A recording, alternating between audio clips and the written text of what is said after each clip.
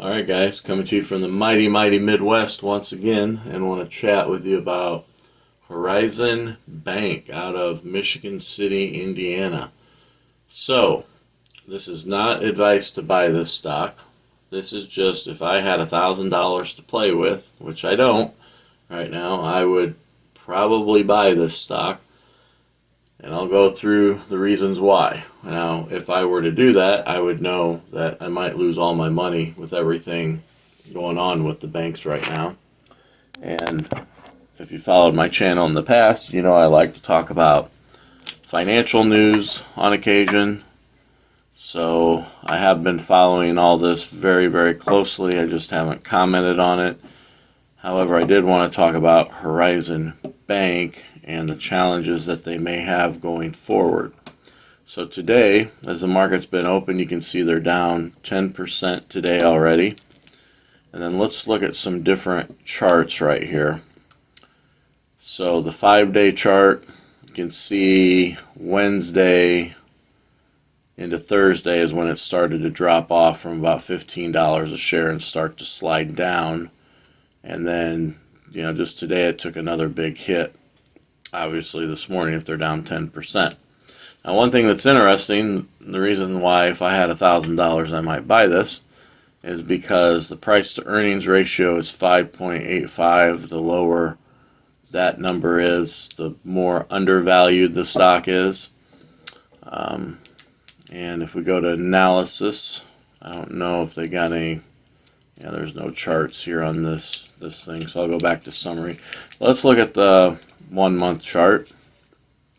That pops up. It looks okay here at 1 month. It was as high as $16, and then here's where the cliff is. The 6 month chart is more telling. So at 6 months, October 25th, which by the way, stocks really took a dive overall around this time. I think in September stocks took a dive, but look at that, it just boom went from $20 a share all the way down to $14.92. Heavy volume. See the volume's picking up again. So there were some shocks to the stock at that point. Volume already today is 91,000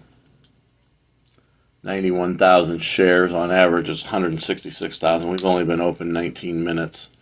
So I don't know if people are, looks like might be some buyers coming in here. Anyways, let's go to the year-to-date. Year-to-date, you can see it's pretty steady, then it kind of drops off. The 1 year probably more telling right here. Now if you go to the 5 year, you can see it's about where it was during the beginning of COVID there. So, and it had a nice run up, and then it's coming back down. Max, we got a head and shoulders pattern right here formed. So yeah, that would indicate that it's going to sell off. Big volume here.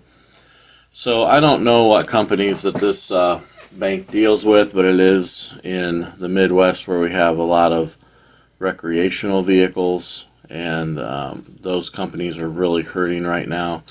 There's a rumor that Thor, which owns a company called Jayco division, had 0 sales in December. I don't know if that's true or not.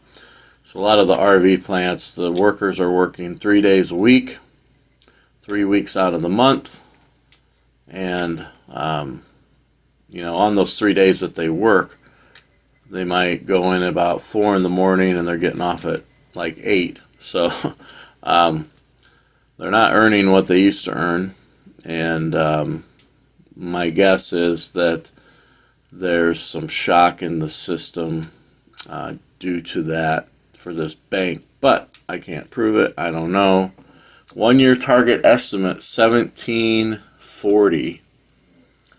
Also, they just had a dividend in January 5th, so that would probably mean the end of March here they're going to see every 3 months they're probably going to report a dividend. So you might be able to get some dividends on that, but performance outlook, short term, mid-term, long-term, all down. So I'd be very cautious with this stock, but since it is from the Midwest and it is a smaller regional bank, I did want to talk about it. You can see we just had a big jump back up there, about 0.3 points. So interesting stock to watch. Over and out from the mighty Midwest.